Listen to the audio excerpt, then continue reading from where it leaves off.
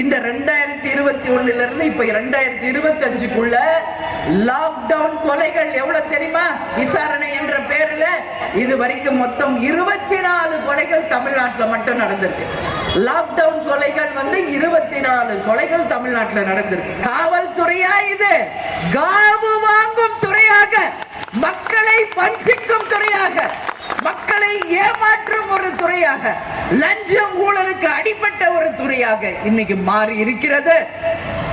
காவல்துறையினரே உங்களை கேட்டுக்கொள்கிறேன், விசாரணைக்கென்று அழைத்து சென்றால் விசாரணை மட்டும்தான் செய்யணும்.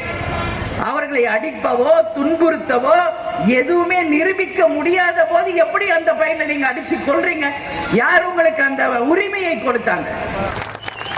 விசாரணை என்ற பெயரிலே அழைத்து சென்று கொலை செய்து படுபாதக செயலில் ஈடுபடுவர்கள் யாராக இருந்தாலும் நிச்சயமாக நமக்கு மேல கடவுள்னு ஒருத்தர் இருக்கார்.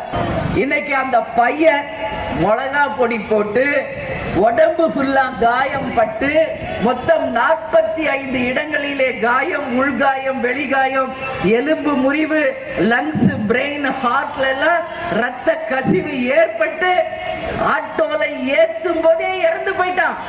கேப்டன் அடிக்கடி சொல்வார், தப்பு பண்ணா தண்டனை அனுபவித்தே தீரணும், உப்பு தின்னா தண்ணி குடிச்சே ஆகணும்.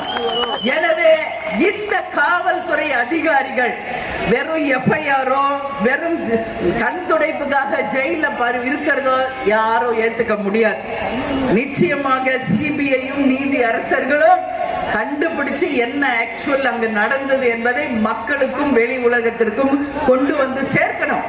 உண்மையில் அந்த பையனை யார் அடிச்சு கொன்னாங்களோ அவர்களையும் எப்படி அந்த பையனை அவங்க அடிச்சாங்களோ அதே பாணியில, அதே லட்டில, அதே மாதிரி அடிச்சு, அதே மாதிரி உடம்பு முழுக்க காயங்களை ஏற்படுத்தி, அதே மிளகா பொடியை எடுத்து எல்லா இடத்துலயும் அவங்க எங்கெல்லாம் வாயில, கண்ணுல, மூக்குல, வாயில எங்கெல்லாம் போட்டாங்களோ அதே மாதிரி போட்டு இனி வருங்காலத்தில் ஒரு காவல்துறை கூட யாரையும் இது மாதிரி வஞ்சிக்காத நிலவ அந்த தீர்ப்பை இருக்கணும் சொல்லி நீதி அரசர்களை இந்த மதுரையில, இந்த தென் பூமியில இருந்து நான் கேட்டுக்கொள்கிறேன்.